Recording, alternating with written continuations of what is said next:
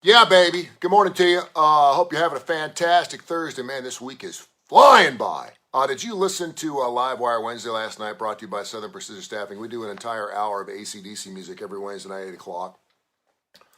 Woo! We did the top 13 TKR, my favorite songs, basically my favorite AC/DC songs, along with James Michael Keats, who's my director of operations. Man, that show, that thing, man, for a full hour, my ears are bleeding. It was great. We do it every Wednesday night, 8 o'clock Central, Livewire Wednesday. One of 14 different shows we do here on Tony Kurre Radio, and I've been in the process of creating a bunch of new shows just this morning. So we'll have some more details on a bunch of those shows. Speaking of podcast, I had a nice conversation with my good friend Mike Leach. Sam Rushing, good morning to you. Mike has been a friend of mine. I reached out to him about 4 or 5 years ago when he was out there at Washington State. And he texted me back, and we became friends. And I consider Mike a friend. Whenever I can talk to somebody off air and have a nice conversation with them, I consider them a friend. And Mike will call me on occasion just to check in to see what's going on. And then, of course, we do interviews. And so the last couple of weeks, since John Cohen, his former athletic director from Mississippi State, who, by the way, is from Tuscaloosa, took the Auburn job, and then Brian Harsin gets fired, of course, the word out there is, or the rumor out there is, would Mike Leach potentially be Auburn's next football coach? Now, when Mike was out at Washington State, every time a big job came open, his name would come up for it. Of course, he was also at Texas Tech for a while. He's been all over the place. And a lot of people said that Mike Leach's air raid offense would never work in the SEC. Our defenses are too good. We'd figure it out. Well, guess what? It's working over Mississippi State. And if you win 7, 8, 9 ball games a year over at Mississippi State, you're pretty much coach life. You can pretty much do whatever you want. And Mike's doing a fantastic job. And as aloof and as goofy as he is sometimes, we love that about him. He is brilliant. Got a brilliant mind. He really does. And of course, his quarterback, Will Rogers, just set the record for the most completions in SEC football history just a couple weeks ago. And it's not just the fact that he throws the football 40, 50 times a game. You have to have the right recruiting process. You have to have the right system. You have to have the right offense called. And, of course, you have to have the right arm and the right kid to pull it off. And Will Rogers is doing that. I think he's got like 23 touchdowns and 4 picks this year, so he's fantastic. And they're playing the Auburn Tigers this weekend. So I asked him the question. I said, Coach, and he knows I'll ask him anything. If you listen to any of my podcasts, I don't sugarcoat anything. I mean, if we get Mike Leach on and they're playing Auburn this weekend and his former athletic director is now at Auburn, I'm going to ask him the question, are you thinking about taking that job or has it been offered to you? You can listen to the podcast. It's up on Facebook. It's up on Twitter. And, of course, wherever you search for Tony Kurre Radio Podcast, to search Tony Kurre Radio Podcast, Kurre with a K, Tony Kurre Radio Podcast. We have over 700 podcasts up of all of our shows, and you can see what his answer is. And, by the way, he sounded like he was going to flip and die. I think he's got the flu. He was he was coughing during the whole thing. I told my producer, he goes, so you want me to edit that? And I said, no, just leave it, because that's Mike Leach. I mean, he's coughing and hacking. There sounds like there's stuff coming out of his throat. It's fantastic. Listen to the podcast. I put it up late last night. I think you'll really like it. Dennis Miller, 69 today. Adam Ant. We got any Adam Ant fans out there? Good morning here, Robbie Glenn. Any Adam Ant fans out there? I always talk about in high school, we had the soft rock guys who obviously weren't going to get laid till they got in college. We had the Iron Maiden, Ozzy Osbourne kind of guys that, wore black makeup, and you stayed away from those freaks because you didn't know what you were going to get. Then you had the Van Halen guys who were just into the good, hard, classic rock and roll kind of stuff. And then you had your Adam Ant Devo freaks.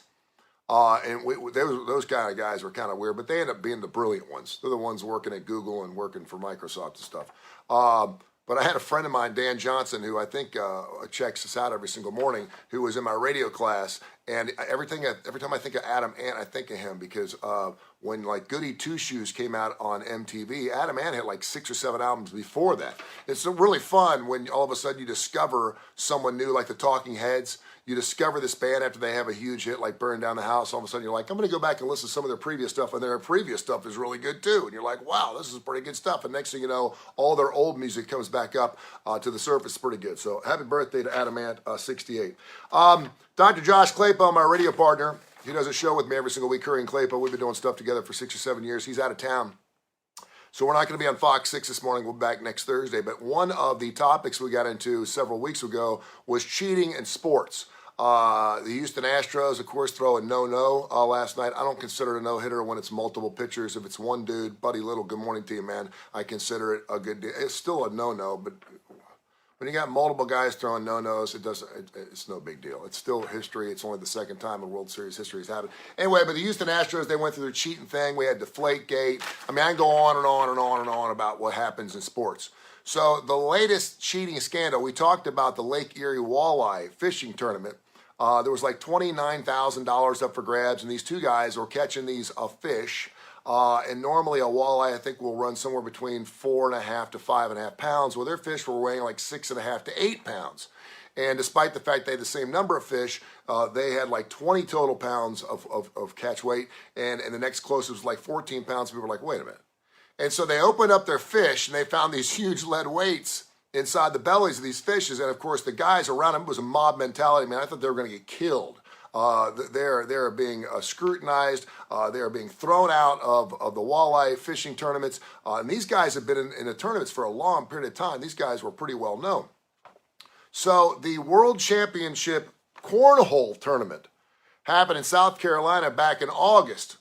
And it came out yesterday that there is now Baggate. Matt Hageman, who's a friend of mine, runs the Alabama Cornhole Association, and great guy. And if you go on Facebook, pull up Alabama Cornhole Association, he does all kinds of great charity things. He's done a bunch of things for me. He's a super, super nice guy. I love that guy. And I sent him the story this morning. But evidently, there are cornhole teams, and this World Championship it paid $15,000. Evidently, there was a team that had won that they found their bags were too small. And of course, they're like, no ill intentions here at all. Bags have to be 6 by 6 inches and weigh 16 ounces. I don't know if they weigh the bags before they actually start the championship. Sounds like something maybe they should. You can bring your own bags because each bag has a different feel. One team told the people at the Cornhole Association, hey, it looks like their bags are too thin. And so they measured them, and they were a little smaller. Now, there's a couple of different ways you can make that happen. First of all, you can boil your bags. If you boil your bags, obviously they get a little smaller. When they get a little smaller, they'll fit in the bigger hole, right? And the other thing is you can soak them in vinegar, which makes your cornhole bags, I can't believe we're talking about this shit. Cornhole bags, they actually make them a little more slippery so they slide easier on the board. And that's another way you could cheat. Some people are just saying the fact that bags, are around for a period of time, they're going to change shape. Whatever. No, they're not. Bags don't get smaller. If you're washing them in hot water, they're going to get smaller. So the guy, Al Cooper, good morning to you, brother. Richard Evans, how you? The guy or the team who actually called the administration on this and said, listen, I want you to check their bags. They checked their bags too, and their bags were too small. So there's cheating going on and everything, and you're thinking to yourself, it's stinking cornhole. It's something we do at tailgate parties. They'll be doing it Tennessee, Georgia. They'll be doing Alabama, LSU over in Baton Rouge this weekend. They'll be doing Auburn, Mississippi. What's cornhole, for God's sakes? Did you know a professional cornholer can make $250,000 a year? What?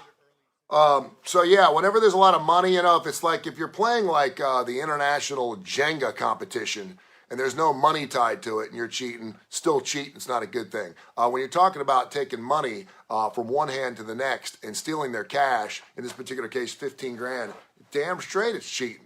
It's hard to believe that we're talking about cheating in cornhole, though, right? You ever play with somebody? You ever play like family game? And I got to be careful here because he's no longer with us. But I had a person in my extended family who loved to play games, board games. And at Christmas time, I'd go up to Illinois and we'd play board games, and we used to play Jenga. And the SOB would cheat. And he's like 70-something years old. I'm like, dude, you're cheating. And he's like, no, I'm not. I'm like, dude, you can't hold the pile of bricks while you're pulling the thing. And he would cheat. And sometimes I'd leave the room to go take a whiz, something. I'd come back, and I saw where he moved some things around. I'm like, dude, you're 70-something. How do you cheat in Jenga? Whatever. Cheating in all sports, kind of strange. And I sent that story to Matt. I'm interested to see if he's got anything to say about that. Should be interesting.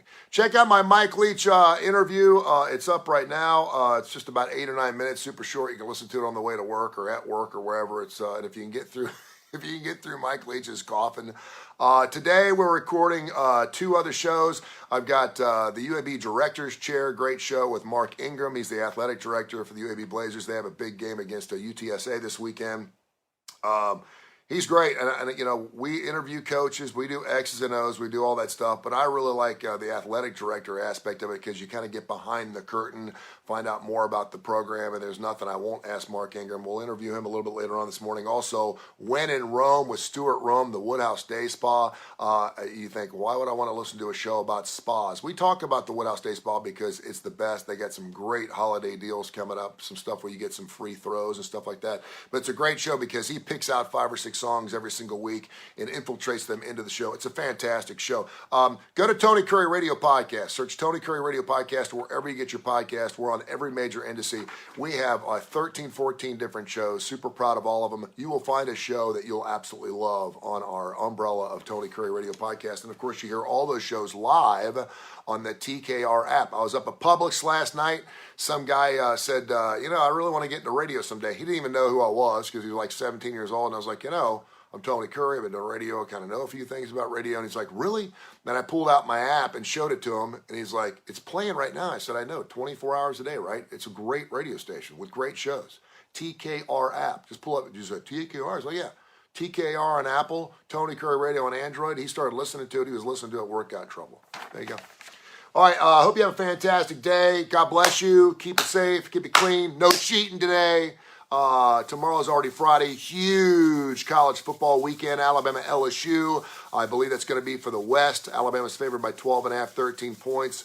That's a booger bear, man. Saturday night, LSU. Brian Kelly's got something going on down there. I'm just saying, if Alabama is going to play like the Alabama that every Alabama fan believes they have this year, now's the time to open a can of whoop ass on Saturday night and finally play. No penalties, no turnovers. Bryce Young looking crisp. Jahmyr Gibbs getting the football 35, 40 times. And the cheetah guys, including Will Anderson, getting some sacks. If they play their game and don't let the crowd get into it, I think they're going to be fine. Auburn, Mississippi State, who knows what's going to happen. Mississippi State's favored by 13.5. UAB's got MTSU, or UTSA, should I say. And then, of course, the big ball game, Georgia, Tennessee, coming up at 2:30 on Saturday. That is going to be a booger bear as well. The Georgia Bulldogs favored by about 8.5 in that particular game.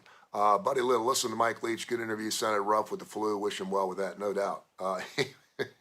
He was just hacking up stuff. And the thing is, he didn't really care. I was like, dude, you want to call me back? You want to get a drink of water? He's like, no, I'm good. I was like, all right, it's fine. Check out our shows. Thanks for watching this morning. I love you, and we'll catch up later. Mwah.